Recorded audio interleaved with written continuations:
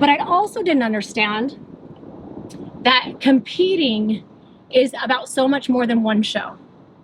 It's about showing up over and over and over and over. It's about improving. I'm gonna cry.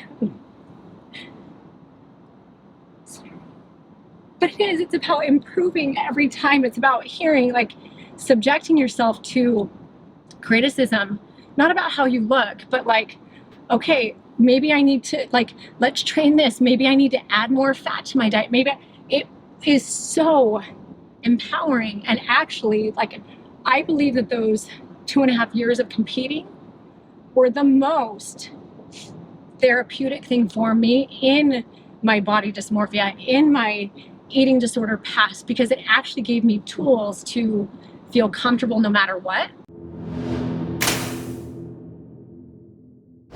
So I just finished getting a beat down by Damien over at Physique. The thing is, you can see from the way that he trains me why he's so good. Like, most coaches don't understand the importance of the little millimeter foot movement, or he like studies and watches where I'm putting weight in my foot. I do have a seatbelt on, by the way.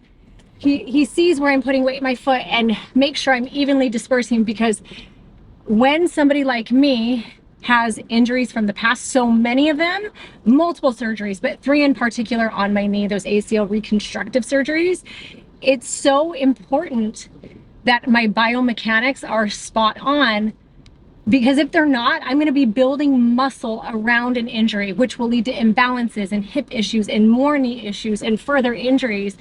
And so for him to be that set of eyes that I can't be for myself, and say, hey, okay, wait, tweak your foot, your knee's going out. And he can tell my knee goes out when my glute's weak. And he's right, like, that left side is weak. And when that left side's weak, my knee kicks out because my right leg is compensating. So it's out to anyone watching that hasn't experienced injury or hasn't done rehab.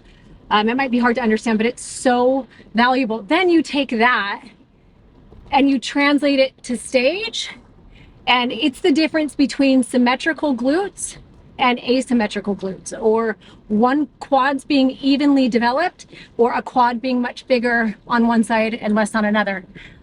So aesthetically, yes, it's pleasing, and it like helps my journey, like this goal that I'm doing, but also in a rehabilitation type of a way, a therapeutic way, it's so beneficial for my body in the long run.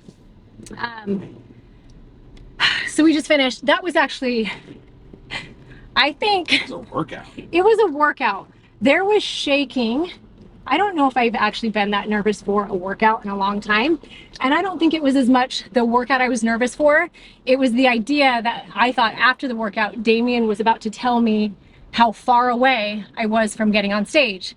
And what's funny is, like, you can see I have a story in my head that I have so far to go. I have so far to go. I'm not going to be able to do this. I've been telling Dave for the past week, I don't think this is a goal I should do. Like, I was actually trying to come up with reasons why this was a bad idea. Like, I don't know, I'm 40. Is it a good idea? Like, do I really want to get in a bikini again? Is this, and like, what was happening? Because I don't love getting in a bikini and going on stage. I don't. Like, I've never loved it. It's always been uncomfortable, but it hasn't been about that. It's been about setting a goal that was so uncomfortable for me, a goal that actually somebody on our show, Extreme Weight Loss, challenged me and Chris to do. But setting that goal, committing to it, and following through, even though there was a chance that I could lose. And coming from me, like, I'm a person who has historically only tried things when I knew I could win, because I was scared of looking bad, scared of failure. And me getting on stage or choosing with Chris back in the day to do a competition was such a step outside of my comfort zone. And I failed miserably. Like, I got on stage thinking I was going to do great, and I actually got close to last place. And it was truly one of the most devastating things I've experienced, but also one of the most beautiful things, like, for my growth and my development, to like learn to be okay with losing. Why are you laughing at me? No, I'm not laughing at you. I'm laughing at me. I love that you went into your first competition thinking you were going to win. I'm going into my first competition planning for last place, so that if I get next to last place, I'll be like, Look who didn't finish last. So let me tell you, but like I had been told, like I'd only tried things historically that I knew I could win. That's a very fixed mindset thing. I did not know that like you could get good at things. I thought you were either good at something or you were bad at something. And when they challenged me to do it, I was scared. Yeah. But I'm like, oh, I got this. Like everyone's telling me I'm gonna win. This means I'm gonna win. I did not understand that bodybuilding or bikini is about so much more than feeling confident in a bikini. Because I think I did.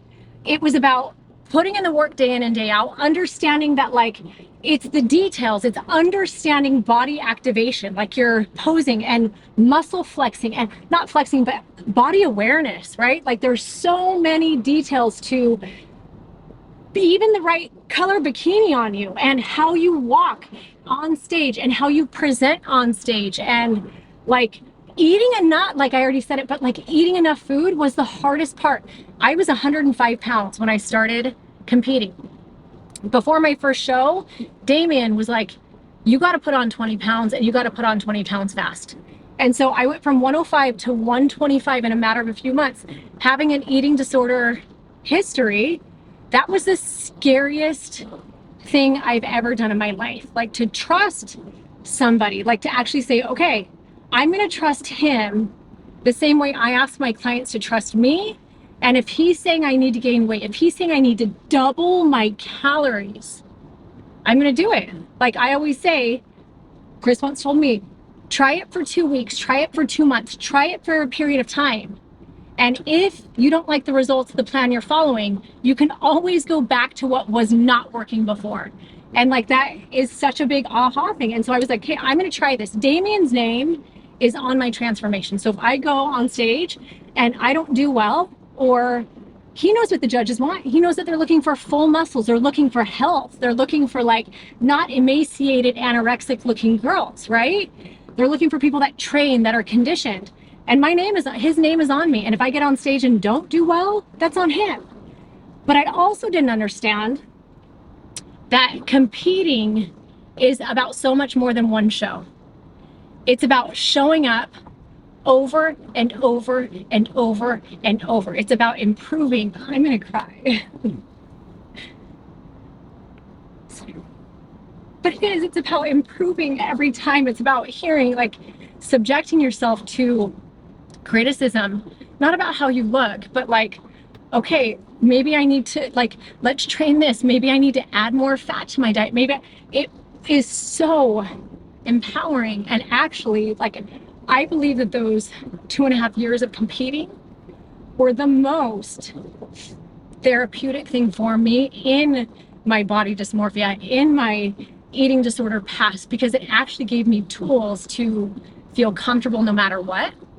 Like, I've intuitively ate for the past 3 years. I have not counted a macro. I've never gotten worried about it. I've gone from more muscle to less muscle to softer to all of the things, and never once, you know this, Dave, never once have I felt poorly about myself the way that I used to in the past, because I know that I have the knowledge and I have the power to do whatever I want. And that's where freedom exists. It exists in knowing that you have what it takes to achieve what you want to achieve. It actually exists too in doing what you say you're going to do when you say you're going to do it. And when you set a goal, actually taking the steps necessary to reach it. And it's also why, like, me trying to talk, like I was trying to get you on board and be like, I don't know if I should do this.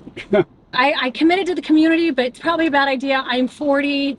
I shouldn't get in a bikini on stage. Like I was letting society and what I knew some people would say get in my head.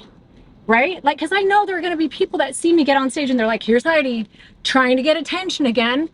But the reality, I don't give a what they think, because the reality is I know how I'm going to feel if I set a goal, if I said to my community and mostly to myself that I was going to do something and I found reasons why I shouldn't, you know, because we all have reasons why we shouldn't do something. We just don't want those reasons to turn into excuses why we didn't, you know? Yeah. Like, my word needs to be more powerful than any reason I have. And it sucks because I'm super scared. I'm out of the game of posing.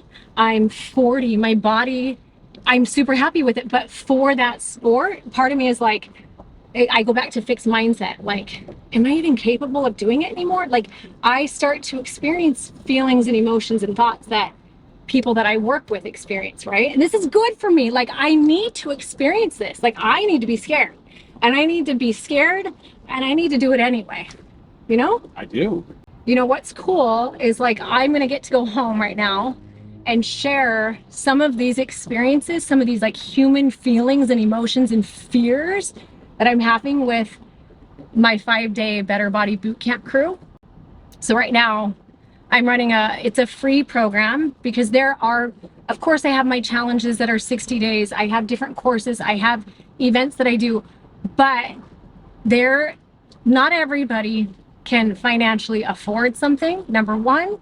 And number two, 60 days is so big, so far. It feels like a mountain for people who are just starting out or people who are scared, right? So I decided to create a 5-day boot camp, a free 5-day boot camp that is so packed full of goodness. Like, it's the basic foundational life lessons that actually help habits stick. Because I can give people diet and exercise all day long. I can tell them what to eat. I can tell them how to move, but that is such a small piece of actual transformation. Because if you don't have the glue to make those stick, the diet and exercise doesn't matter.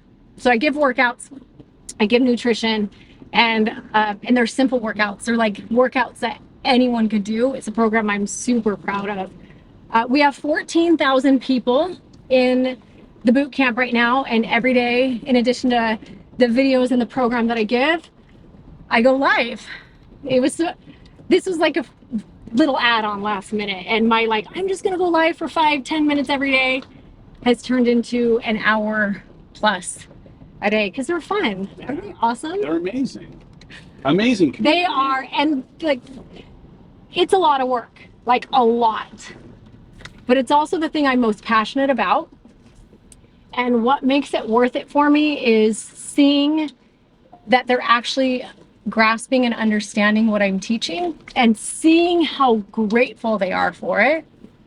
Like, that's the best. Like, there's nothing worse than putting a lot of time into a gift and having a kid be like, I didn't want this. What's next? Yeah. And so to put so much time into a gift and to have it be received by an entire community of 14,000 people as like, holy moly, thank you for doing this for me. Like, it makes me want to keep doing, you know? Yeah. It makes me excited for the challenge. Yes. To come up. Challenge is coming. Challenge number 4. It's our anniversary challenge. It's our anniversary. 60-day get fit.